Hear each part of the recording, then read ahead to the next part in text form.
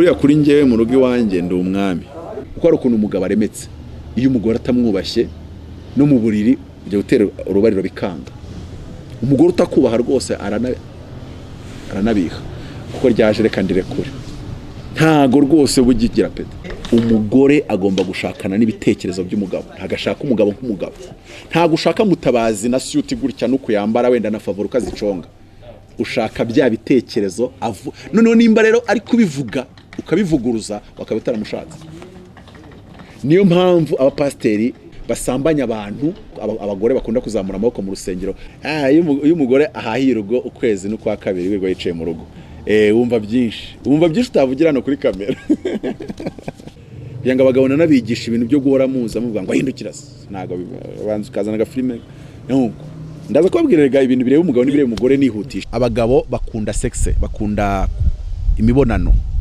abagore ntago baba bashaka sexe baba bashaka affection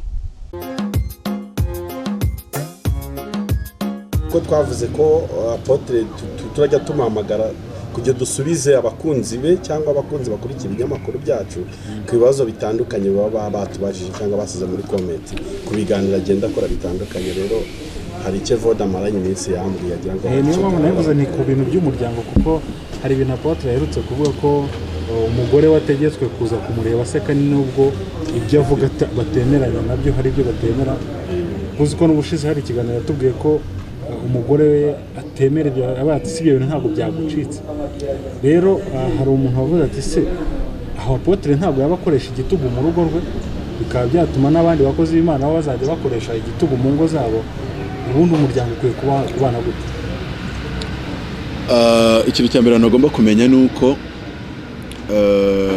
abantu benshi twamaze gutokorwa no kurwara cyangwa se no kumva ibintu nabi kubera yuko twayobowe na demokarasi hari abantu benshi bavutse nk'abavutse hariho demokarasi sibyo nubango n'iby'ibintu bivuga ubwami ubyumva ari nk'amateka mani magambo ntago uzi umwami yari muntu kiwozi perezida ibyo ni nkuko navuga umuntu uzi perezida wo muri Afrika n'uzi perezida wa Amerika wagira ngo babaze abantu babiri batandukanye umunyamakuru wa CNN President Donald Trump yabwiye umusekirite ngo mwake kamera zari ibintu batari babumvikanye mu kiganiro ngo mwake amakamera n'ibiki byose noneho wa munyamakuru wa CNN aramurega aramutsinda amaze kumutsinda Donald Trump amutegeka gutanga ihazabu $200,000 y'amadolari umuntu rero uzi perezida uregwa n'umunyamakuru akamutsinda umujyanye muri Korea y'Amajyaruguru ukabaza donc umuntu wo muri Korea y'Amajyaruguru umubajije uko atekereza perezida n'uwo muri Amerika ntago bari bimwe ubwo ndi kugereza kumvisha uburyo ibintu bigenda bitujabuka niba ari bakoresha atari ngo kujabuka kuko wowe uzi ubuyobozi bwa democracy iyo umuntu akubwiye ubwami hari igihe umubwira yuko uri kubwumva ariko utari kubwumva kuko uri kugerageza kwinterpretera ubwami muri demokarasi ariko ndagira ngo mbabwire ngo umwami mu bwami ntago ari perezida nta nubwo ari premier ministre nta nubwo ari depite ndetse n'ibintu biba mu bwami sibyo biba muri demokarasi urugero mu bwami ibitekerezo by'umwami bari yo constitution nta constitution ijyandikwa mu bwami nta tegeko nshinga riba mu bwami iby'umwami atekereza ni naryo tegeko nshinga urwo mu kingiki iyo rero yavuze ijambo umwami ntago baza kumubaza ngo kuki warivuze uko niko rero kwa Yesu bimera Yesu afite ubwami kandi cya kabiri Yesu afite umuryango ubundi Imana ibintu byayo byubakwa mu buryo bubiri butagira ubwa gatatu ni ubwami mu muryango niyo mpamvu twitwa Yesu ni umwami abandi bakavuga Yesu ni papa se hazamo concept y'umuryango akazaho na concept y'ubwami ibyo bintu tubihuje rero tugasanga Imana ivuga umuryango n'ubundi bishaka yuko ukorera muri concept y'ubwami cyangwa se reka tubyita umuryango wa cyami buriya kuri njyewe mu rugo iwanjye ndi umwami mudamu wanjye akaba umwamikazi demokarasi iba mu rugo se ubwo demokarasi iba mu rugo rw'ibwami niyo iba iwanjye cyangwa se niyo yagakwiye kuba iwanjye iyo bidakunze gutyo tuba twumvisha ibintu nabi si uko tuba turi kubikora neza bishobora kudakorwa gutyo ariko icyo gihe si uko tuba turi kubikora neza donc demokarasi yabaga hagati ya Soros na Vashiti cyangwa se yaje ko hagati ya Soros na Esther demokarasi yari hagati ya Soros na Esther niyo ibiri mu rugo iwanjye, nayo igomba kuba mu rugo iwanjye, ishobora kutahaba ariko niyo igomba kuhaba. Ni ubwami rero, iyo bikozwe bityo bigenda neza, ariko bisaba yuko ari uyu mukristo ari uyu mudamu aba abyumva, ari nawe umugabo ukabyumva, kandi buri wese akora inshingano ze. Ngiye gusoma hano mu Efeso. Ese ubundi abantu badukurikira ubundi mwasomye Bibiliya cyangwa ibyo mubwirwa n'isi nibyo? Kurabona abantu muri iyi minsi haje ibintu bya feminisme, bashaka gufata amateori y'isi bagahita bayakubita mu itorero. Urumva iki kibazo? Umuntu kubera ko wenda ubuyobozi bwacu kandi bwiza bwavuze ngo ntakagire usengera mu musozi, agashaka kubuza no kuvuga ngo gusengera mu musozi Bibiliya ntibyemera. Oya, vuga uti leta yacu ntibyemera, ibya Bibiliya ubiretse. Wenda n'ubuyobozi bushobora kugaragaza impamvu bwabikuyeho, kuvuga ati hari risk ya mujya kuko ntabwo bavuze ko ubutayu babukuyeho, kuko amasasu urakoreshwa ndatekereza, kuko bwo hari kortire, umutekano ni wose. Rero abantu abakristo bagomba kumva ibintu mu buryo biri mbere yo gushaka guhita babicyaha. Ntabwo ari byo, ntabwo ari byo. Dushobora no kumva ibintu bibiri bivuga gutyo, ariko ubuyobozi bwacu bwadusabye ibi, none tukabihuza, kuko nanone ntabwo biri twemerera kuvuguruza abayobozi bacu ngo nuko wenda ngo bashobora kureba bakavuga ati rero kubw'impamvu y'umutekano, kubw'impamvu y'ibi, ariko nanone wita ubifatwa bitazira Bibiliya, ntabwo icyo gihe byaba ari byo, ntabwo byaba ari byo. So bisaba rero kugira ngo twitonde, tumenye kandi kubigendamo neza mu bwenge. Ndagira ngo nsome mu Befeso ibice 5 babwira uburyo umuryango wakabaye umera. Kuba wanjye ari kumeze, ushobora kuba atari kumeze, ariko ni inshingano yanjye na madamu, kuko tugenda tubyikosoramo, buri wese agakosora ibyo agomba gukosora kugira ngo buri wese ahagarara uko agomba guhagarara biblically mu buryo bwa Bibiliya. Ndasoma ku murongo waho wa 22, sindajya kure. Igice cya 5 murongo wa 20 aravuga ngo you wives, mwebwe badamu, mwebwe bagore, must submit to your husband's leadership in the same way you submit to the Lord. Ngo mugomba, hano kuri submit bakoresha ijambo kuganduka, mugomba gusubmitinga cyangwa se kugandukira ubuyobozi bw'abagabo banyu, husband's leadership. Ku bwa Bibiliya umugabo ni umutwe w'urugo, umugabo ni umutwe w'urugo nk'uko Kristo ari umutwe w'itorero. Yego, hakoresha ijambo the same way. Iri jambo the same way sinzi nimba abantu baryumva mu buryo bumwe, nk'uko mugandukira abagabo banyu nk'uko itorero rigandukira Kristo. Ariko nabo bazanye irindi jambo rivuga ngo husband's leadership. Biratangaje ari usanga umugore w'umukristo yarambuye leadership y'urugo, yarayambuye umugabo, cyangwa umugabo atazi gukora leadership y'urugo, kandi ukabona ntacyo batwaye. Kandi ikindi, leadership ikoze mu buryo bwa cyami, nubwo bamwe batanazi ubwami bukora bute. None se apotre, wenda tubare ko byagenze gutyo umugore yatse inshingano umugabo, zibaye zikozwe neza, hari ikibazo kirimo? Ibyo ni nko kuvuga ngo ubu ngubu Yesu tutakomeje kumugandukira mu itorero ariko tukabikora neza, hari ikibazo? Ibyo ni nko bavuga ngo umushumba wanjye ntamwumviye, uko byose rigabura n'itorero bikoze kimwe n'urugo.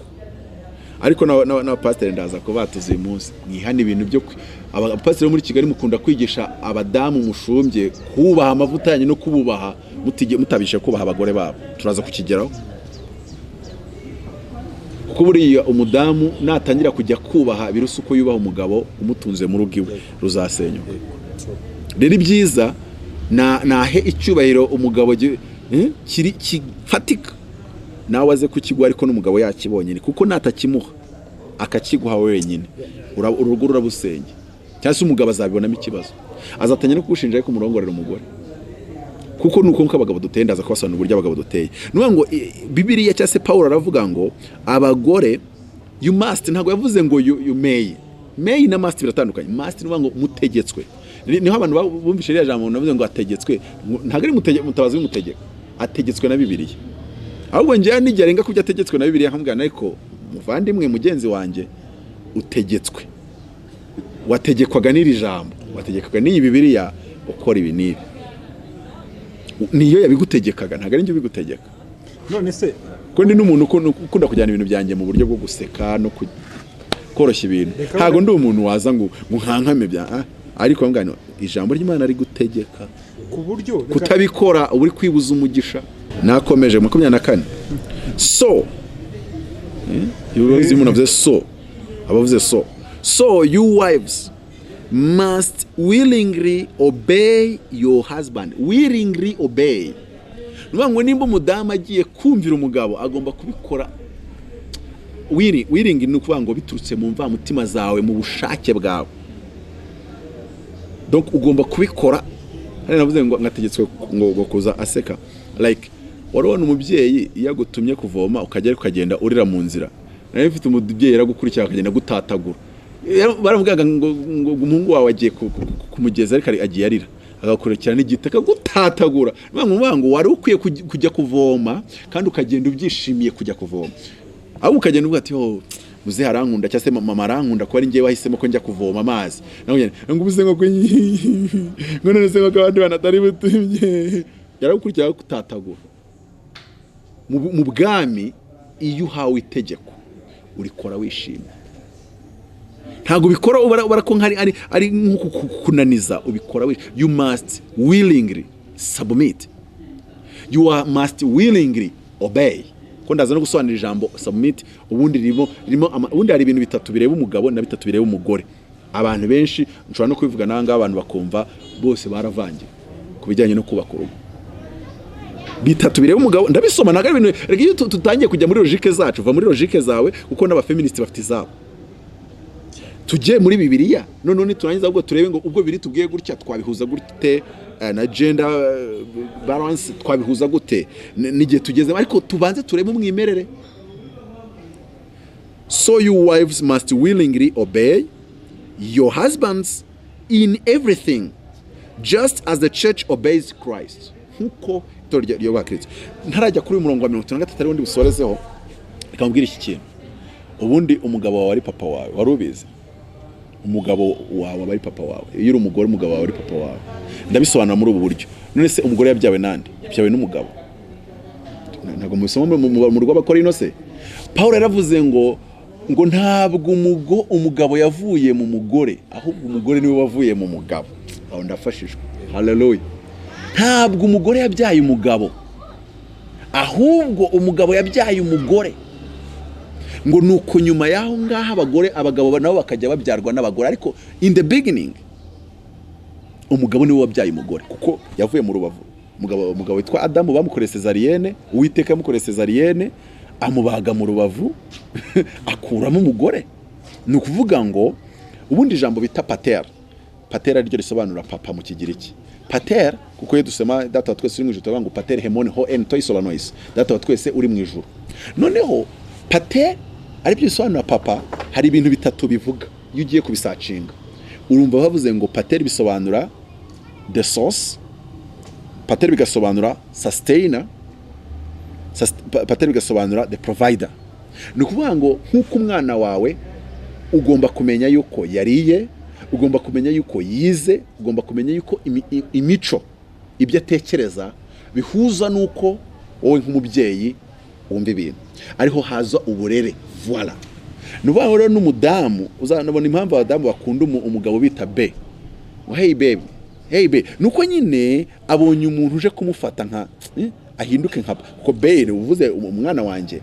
Nwango ntago wenda bivuze ngo ni mwana wawe kugira ngo umufate nk'umwana w'igitambambuga, ariko biravuze ngo I treat you like my baby. Ndagufata nk'umwana wanje. I'm your source. Uturuka muri njyewe. Ahubwo abagabo basa naho bibagiye yuko umugore aturuka muri bo. Nicyo kintu nahise mbona. Kuko nimba uturuka muri njyewe, I'm the source of your inspiration, I'm the source of your vision, I'm the source, like I'm the provider. Kwifuza ko umugore guhumugwerera ku mugabo. Ibi bintu rero ko tutabyigishije abantu baragotomera teori z'abafeministe na za demokrasi bakabikubita muri famille ikanga. Uko ari ukuntu umugabo aremetse, iyo umugore atamwubashye no mu buriri ujya gutera urubariro bikanga. Umugore utakubaha rwose aranabiha kuko ryaje reka ndirekure, ntago rwose bugigira pete. Ni nayo mpamvu abagabo benshi barongora abakozi bo mu rugo, ariko nta nubwo abantu bajya kwanariza ibintu. Abagabo benshi barongora abakozi bo mu rugo kubera ko umugore aragenda akasuzugura umugabo, none umugabo akabona umuntu usigaye amwubaha n'umwe ni umukozi wo mu rugo. Umugore aramuvuga akigira gutya agahita yatsa Benz akagenda, agahita yatsa Vewita akagenda, akabona umuntu mu rugo umuhamo respect, akabona ni umukozi wo mu rugo. Abagabo rero ukuntu Imana yabaremye, ni Imana yabaremye gutyo. Uziko Bibiliya nta hantu handitse ko umugore agomba gukunda umugabo. Bibiliya yose nta hantu uzabonamo umugore agomba gukunda umugabo. Havuga yuko umugore agomba kugandukira umugabo. Nanone kandi nta hantu Bibiliya ivuga yuko umugabo agomba kubaha umugore. Kumukunda ategetswe kumukunda. Icyubahiro tugomba kubaha abadamu ni igiciye mu rukundo nk'uko Kristo arakubaha. Ariko ntaga kubaha kategetswe kubaha. Ahubwo urukunda gukunda ruza mu ishusho yo kukubaha. Ariko ubundi icyo Kristo akora aragukunda ahubwo ukamwubaha. Umugabo nawe ategetswe gukunda umugore, ntagategetswe kubaha umugore. Ariko abagore bihaye gukunda abagabo bihaye gukunda abagore nabo biha gukunda abagabo.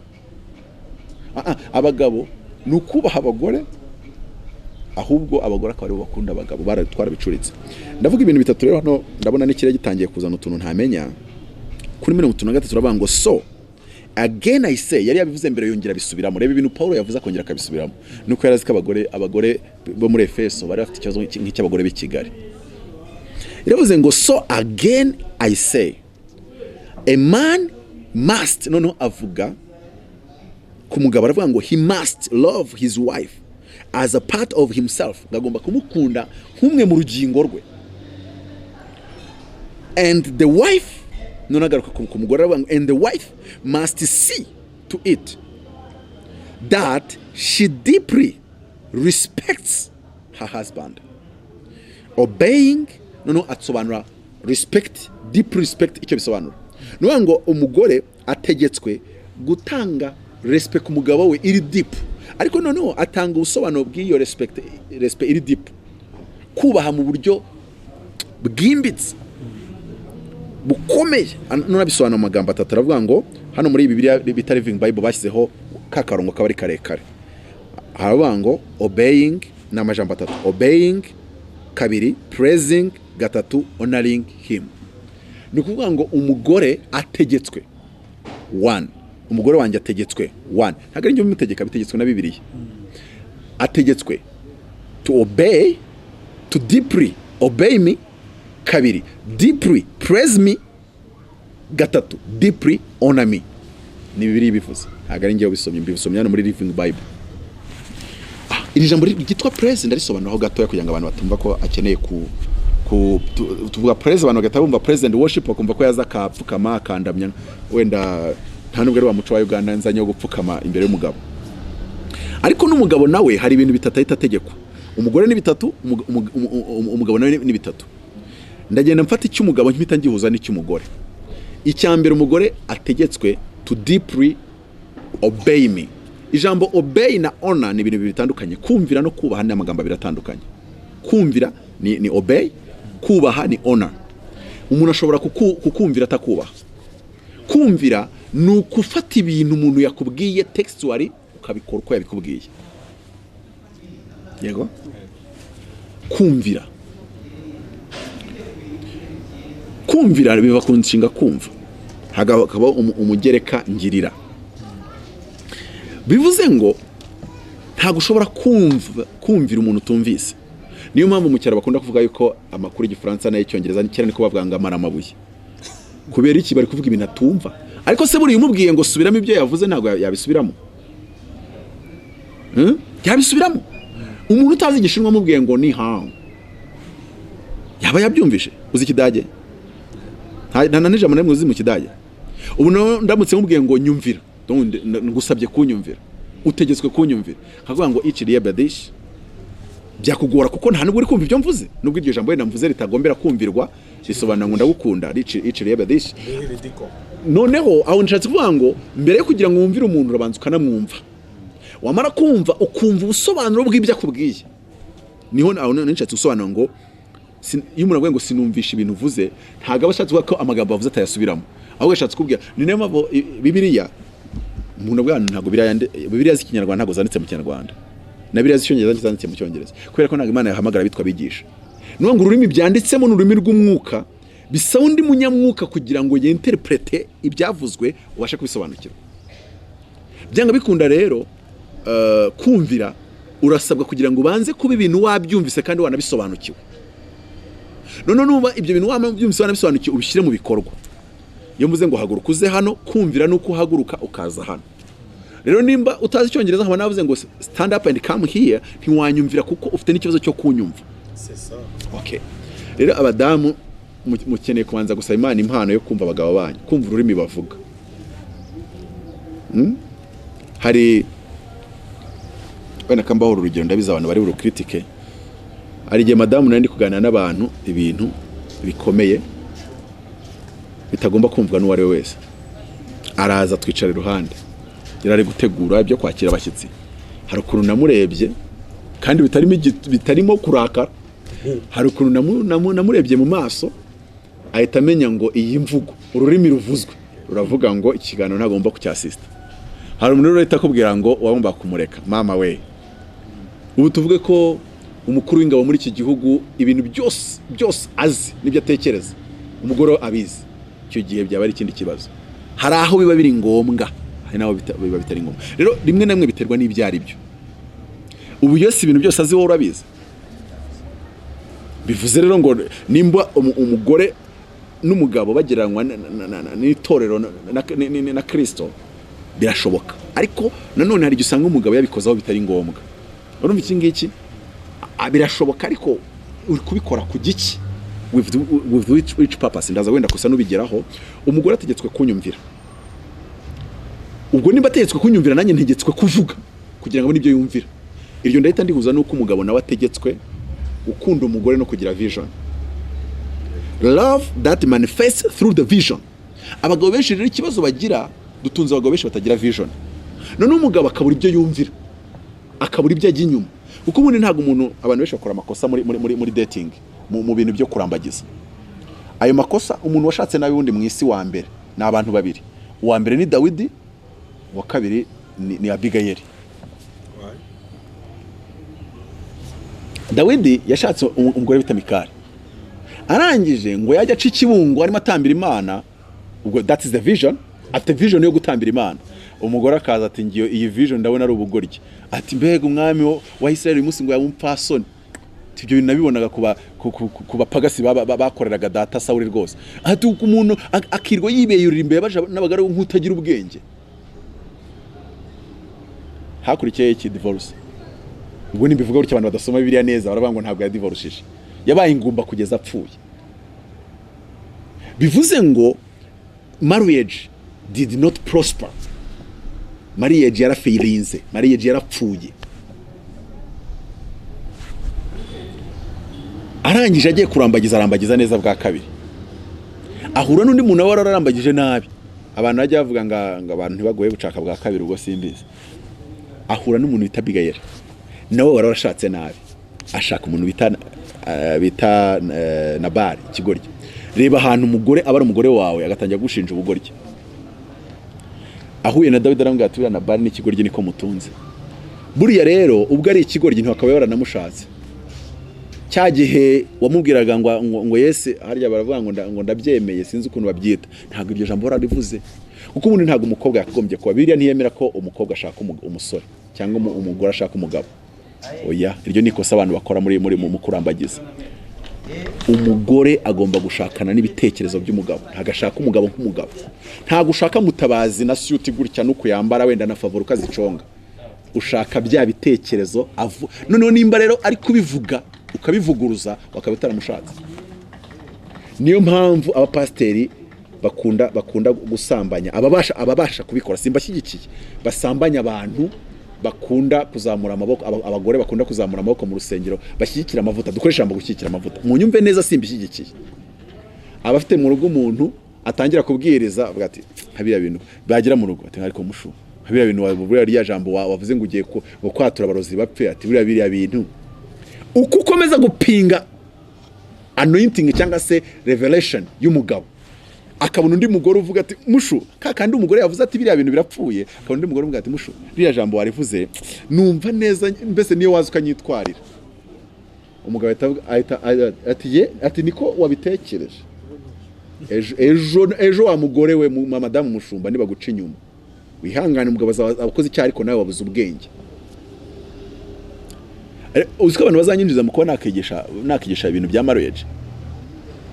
Yego nanjye mfite intambara zanjye ndwana zo muri marriage, ariko ndabona abantu benshi ari kwigishwa the ideal of a Christian marriage, ideal ya mariage chrétienne ntayo bazi. Ngo turi kubaka ibintu uko dutekereza nuko dushaka, niyo mpamvu duhora dusengera ingo kuko twanije kuzubaka uko dushaka. Okay, umugabo ategetswe kugira urukundo rufite vision na sacrifice. Aya magambo ndayakombina ari atatu, niyo mpamvu ngo Yesu yakunze itorero ryitangira. Yesu ni ufite vision y'itorero kandi yaranaryitangiye, ariko nawe contrepartie ku itorero natwe tugomba kumwumvira. Yego, ariko nanone umugabo atazajya gushaka umugore amwumvira kandi nta sacrifice agaragaza, nta rwa rukundo rwitanga afite. Okay, urukundo rwitanga iyo rwamaze kubaho, umugore nawe ategetswe gukurikira vision akakumvira. 2, icya kabiri kivuga ngo iki? Icya kabiri kiravuga ngo praising. Umugore ategetswe gupraising umugabo, ariko se umugabo wowe baramupraising yakoze kuko hari hejuru hari agaragaje ivuga ngo kunda umugore wawe nk'umwe mu rugingo rwawe, kugira ngo umugore nawe bimutere kukumvira, kugupraising. None imbarutso ni umugabo, you are the initiator, nkuko Imana ariyo yinitiatinze ibyitorero. Ariko ikibazo hari igihe ushaka kugira ngo umugore madaka manze nsaba uruhusa mama sheri madamu mama poso ibintu mbivuge cyangwa mbere madamu igeze kunkura akantu ubwo nkagize gutya, nkagize ahantu ndakabitse, igeze kunkura akantu kubera ko ntahashye. Ubundi madamu yo nabaga mfite nk'inoti ya 5 y'umutuku nkituye Karembure, namaraga nk'icyumweru bankirira amazi muri douche. None umunsi umwe mari iminsi 3 ntatetse, agana madamu nwankirira amazi muri douche, ngijere kandi se nayo reba buriya kuri iyo ngingo ndabizi cyane. Ndamugana sheri mumbabarire buriya nawe naguyegereye ijerekani nguye ngo nubona ko ari wo nawe uri hafi yayo, ni buriya nabirebye nabi mumbabarire rwose.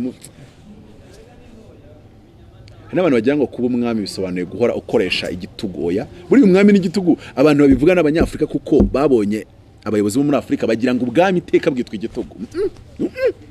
Ikintu umwe munacyumvishe nabi. Oya, umwami ayoboresha abafite itegeko riri absolu mu gihugu cye, ariko akayoboresha urukundo. Akayoboresha iki? Urukundo. Ndaguhita nk'urugero, umwana wa Salomo yabonye abantu ngo bazamushiraho ngo bajya gusenga Imana ko yari iri i Samariya. Urumva? Ngo ahita ashyira bigirwamana. Nimba ari umwami kuki atashyize teka badi ninongera ko umuntu wazamutse Samariya nzabaniga. Ukagomba kuyoboresha urukundo, yaravuze ko abantu bagiye kunshiraho. Ashaka ubundi buryo yakoresha bwo kugira ngo yigarure imitima y'abantu batagisamariye. Umwami ntibisobanuye kuyoboresha urukoni. Oya, umwami ni umuntu uyoboresha urukundo, akagira autorité absolue ariko mu rukundo. None se Yesu warabona yagushyize igitugu? Umuntu ninde warabona Yesu yamushyize igitugu? Azagira umuntu wimbwira ambwira ati ngiye Yesu yanshyize igitugu. Kandi Yesu afite ubushobozi bwose bwo gushyira igitugu yabishatse.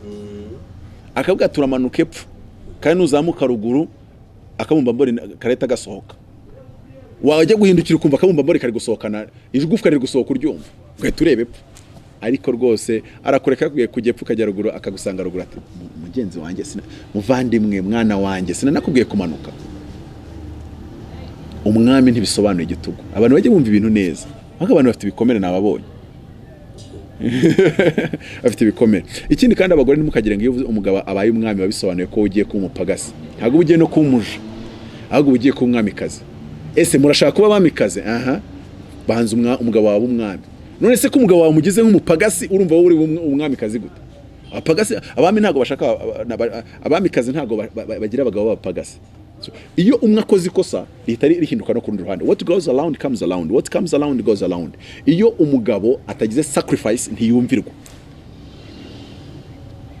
Ntiyumvirwa. Ndaguha urugero.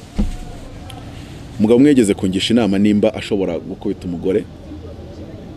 Ariko mbanze ndagize cyaka kantu nasabira uruhusa madamu. ni madamu ariko abakobwa bari aha hanze bataza kuzana ibintu byo gushukura bibi. Hari ibintu yambwira amagambo arangije aragenda, yari bunsige mu rugo. Kandi igihe yigeze gucuruza amandazi, amafaranga yakura mu mandazi yacuruzaga mu ndobo yajyanagamo ndayibuka, akaba ariyo atunga urugo nk'igihe kingana runaka.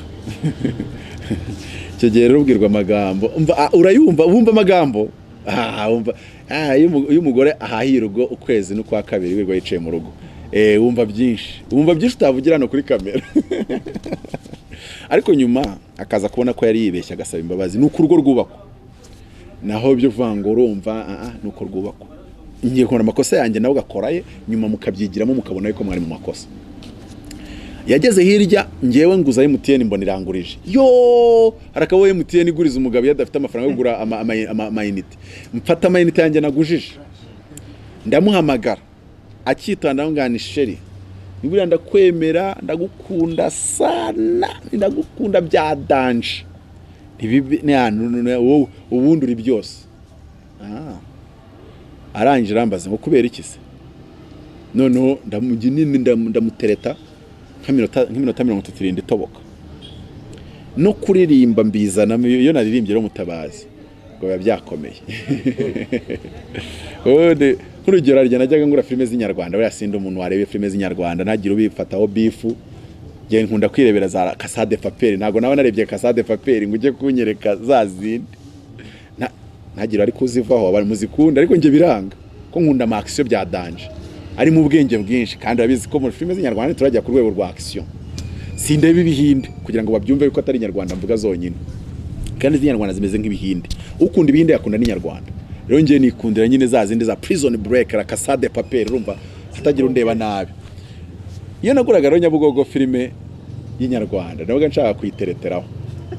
Nagane ni iri joro kabisa baramfata neza.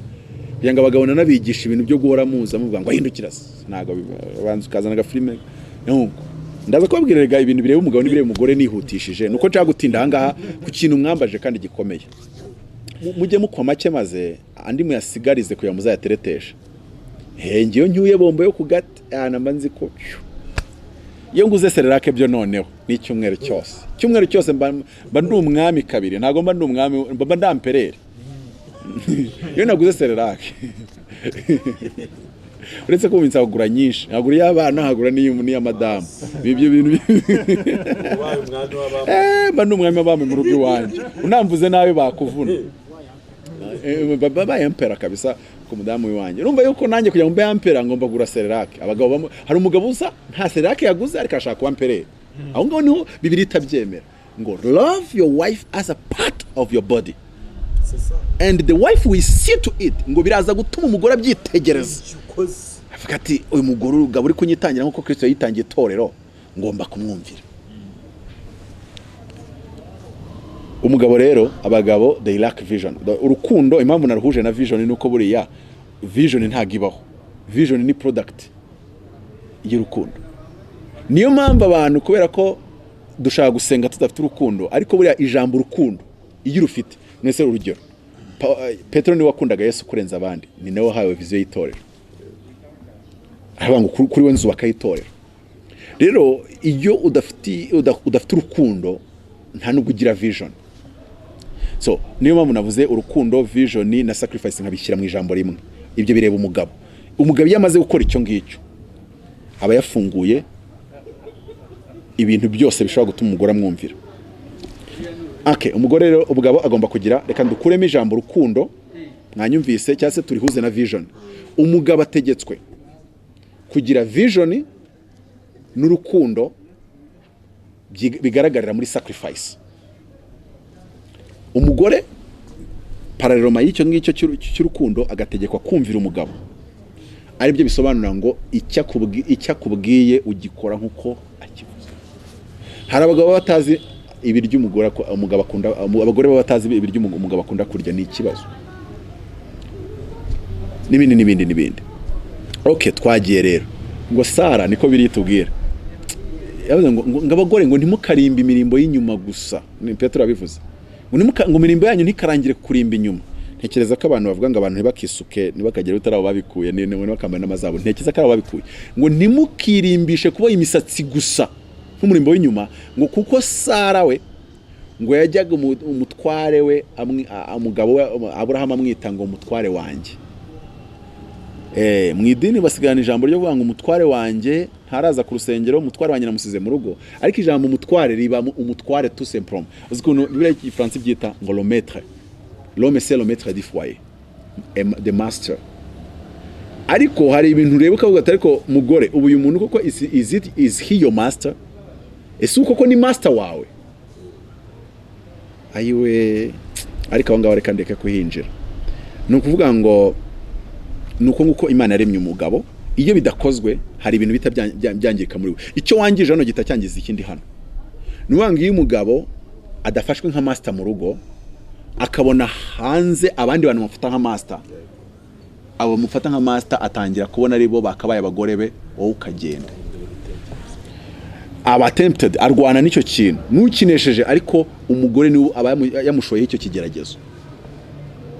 So noneho rero icyo ni kimwe umugore agomba kumvira. Irya kabiri, praising. Umugore agomba gupraising. Praising ndayisobanura gute? Ijambo ryitwa barak. Barak ni ijambo risobanura, niryo dukunda gukoresha iyo dushatse kuvuga intuza umugisha. Ariko barak bisobanura amagambo atatu. Nujya kuri Google wandikemo barak, nurangiza uvuge meaning. Baraku ijambo rya mbere bisobanura to praise.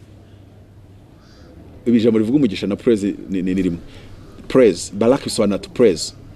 Barak bikongera bigasa, niyo mpamvu bajya bavuga ngo je bénis le Seigneur, cyangwa se kuvuga ngo I bless the Lord. Iyo mvuze ngo I bless the Lord, ntago niyo mvuze ngo I bless you biratandukanye. I bless you mvuze ko ngwesha umugisha, ariko I bless the Lord mvuze yuko Imana nyahaye icyubahiro, cyangwa se Imana ishimwe. Praise the Lord na bless the Lord ni amagambo biravuga kimwe. Je bénis le Seigneur biragize. Iri jambo rya kabiri rivuga to unlock. To unlock, to release. Barak bisobanura to release. Bivuze ngo umudamu ashinzwe kuvuga amagambo atuma imbaraga iri mu mugabo isohoka, iba released. Donc ibitekerezo by'umugabo, umugore agomba kuba wa muntu iyo muri kuvugana wumva ugize ama inspiration menshi, ibitekerezo bishya bikaza ari byinshi. Urukumva icyo ngicyo? Ibitekerezo bishya bikaza. Agomba kuba ari wa muntu supportinga vision yawe, kandi tugaruke kwa kurambagiza kwamaze iminota 30. Dawidi arambagiza Abigail, yamurambagije iminota hagati ya 30 n'amasaha, ntabwo ari kurenga n'amasaha 2, kuko Abigail yaraje yihisha umugabo, kandi yagomba gusubirayo. Umugore w'umunyabwenge yagomba gusubirayo, na Barataramenya ko yahavuye. Noneho hagati y'icyo gihe nicyo gihe Dawidi yamurambagijemo, kuko bongeye guhura bamuzaniye nk'umugore we, kugira ngo abantu bababyumve neza. Unanye ngiye kurambagiza bibaye nguma ko ndambagiza ntago narenze iminota 30. Niyo bya kuri telefone. Reka upfa kubuza icyo ushaka. Ukubuza icyo ushaka mu mugore. Mbamutse ukundi bubigenze mu bintu tuganira, nkahita mvuga nti this is the right one. This is the right person. Ahubwo icyo abantu umukobwa ajya kumurambagiza akajya muri hotel. Wenda tuvuye hano turi ku Gitego hotel, akaza hano ku Gitego akaba muzane Fanta orange, kandi ubwo ni inshinzi kabombo. Fanta orange, yarangiza akajya baza umugabo ngo do you love me, ari kwirebesha nko kuri kwirebesha, do you love me. Icyo kibazo ni ikibazo cy'uburofa. Unose ubundi kaba yakuzanye ku Gitego, ubuzi ko ari bukubwire ngo iki birenze I love you. Ahubwo mubaze ngo you want me to be your helper, umufasha. What are you doing so that I can help you? Umbwiye kuza kuba umufasha wawe, ndagufasha gukora iki? Ugomba kumbwira ngo what is your vision. Ririya jambo za do you love me muzari kuri wo muri simbuze ngo what is your dream and what is your vision. Umugabo wawe yiveyo, cyangwa se umusore ugiye gushakana nawe. Nawe ngo ntago umugore wanjye yagawingiye ko yarambagije Mutabazi, yagombiye ko yarambagije vision n'ibitekerezo bya Mutabazi. Rero nimba yarambagije nabi, niho navuze ngo ubwo yabari kuganisha gusenya.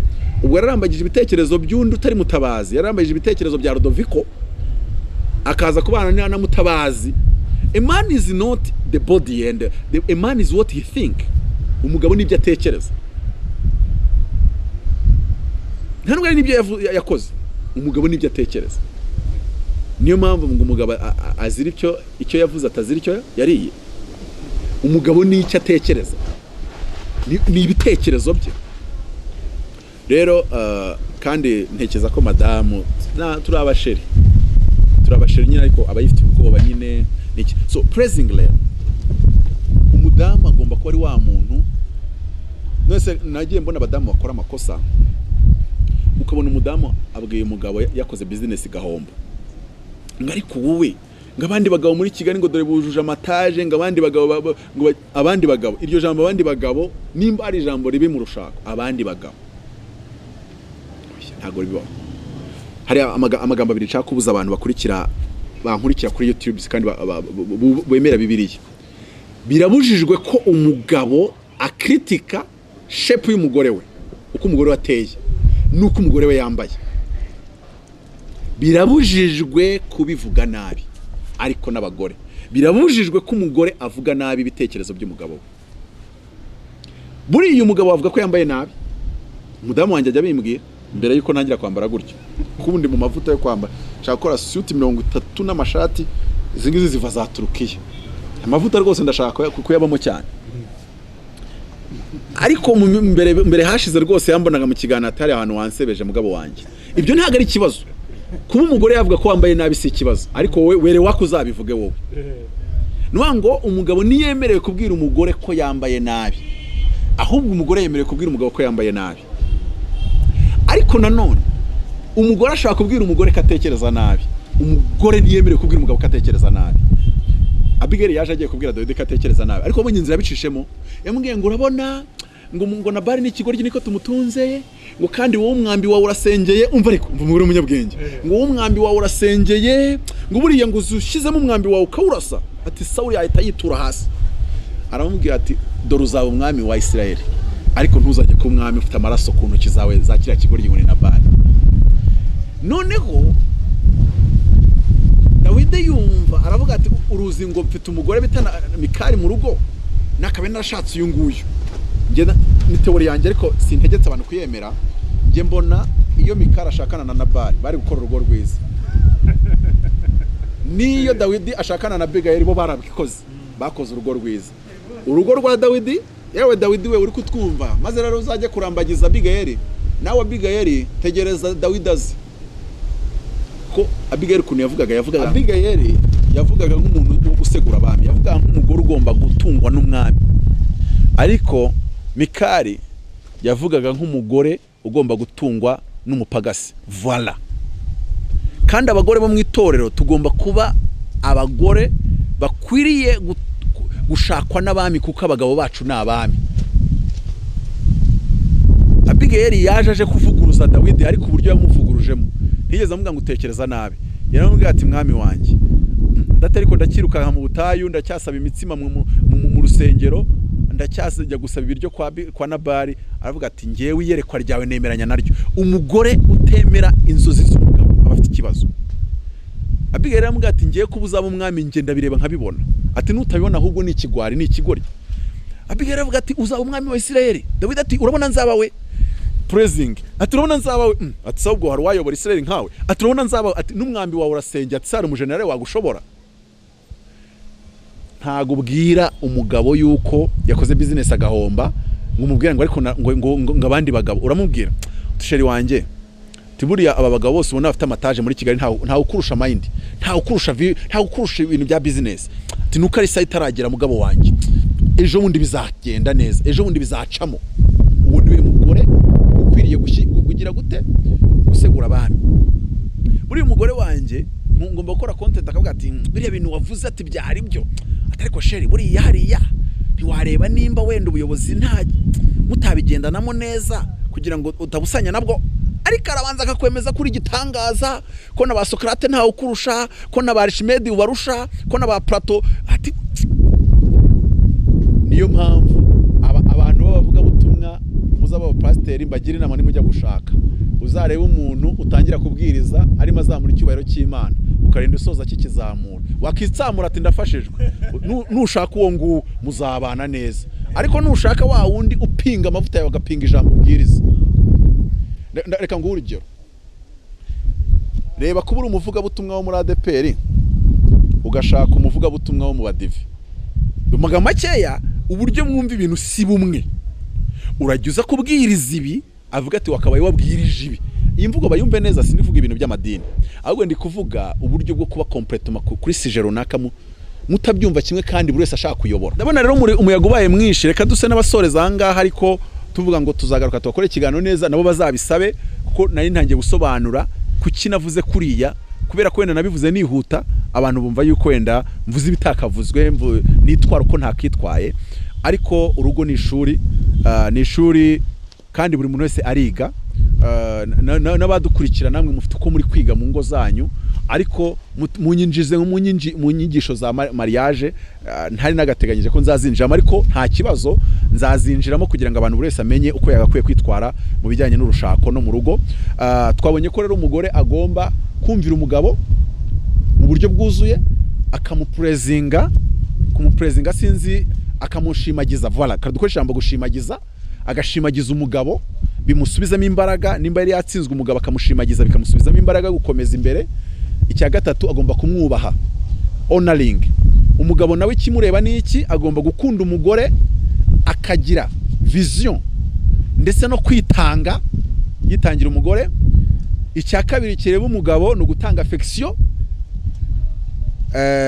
mu gihe, kuko buriya abagabo bakunda sexe, bakunda imibonano. Abagore ntago baba bashaka sexe, baba bashaka affection. Nuwa ngo niyo mpamvu abagabo bagomba kumenya icyo, nuwa ngo ko umugore yaguhaye icyo ushaka, wowe wamuhaye icyo ashaka. Wowe ukeneye sexe, ariko umugore ntago akeneye sexe, akeneye affection. Bityo rero navuga ngo kandi abagore batwumva, n'ingaruka kubyigisha nzabibasobanurira. Umugabo wawe umufate nk'imodoka. Imodoka iyo yashizemo essence, ujya kuri station ukajya kunywesha essence. Ntago iyo ugiye kunywesha essence ariko wowe nka wowe unywa essence, ahubwo imodoka yawe ikeneye essence. Niyo mpamvu kubijyanye na sexe, ntago umugore akora sexe kubera ko wakeneye sexe, kubera yuko umugabo we ayikeneye, kandi aziko kugira ngo umugabo functione neza nuko sexe bayikozwe neza, yayibonye ku gihe, yayibonye neza. So ntago abantu ninza kubyigisha nzabasobanurira umugabo ateye ate, yumva ibintu ate. Kuko nk'urugero, umugabo iyo umwubashye abyinterpreta nko kumukunda. Niyo mpamvu kuko umugabo ateye nk'Imana, n'Imana aravuga ngo kuko gukunda Imana ari uko nguko, muri Yohana 1:5 ngo nuko twitondera amategeko yayo, ngo kandi amategeko yayo ntarushya, kuko icyabyaye n'Imana cyose kinesha isi. Nimero ya Apotre Mutabazi ni 07 88 30 95 13. Ubundi twubake urugo rumeze nk'ijuru rito cyangwa se nka paradizo, aho umugabo agandukirwa nk'uko itorero rigandukira Kristo, ariko n'umugore agakundwa nk'uko Kristo yakunze itorero akaryitangira.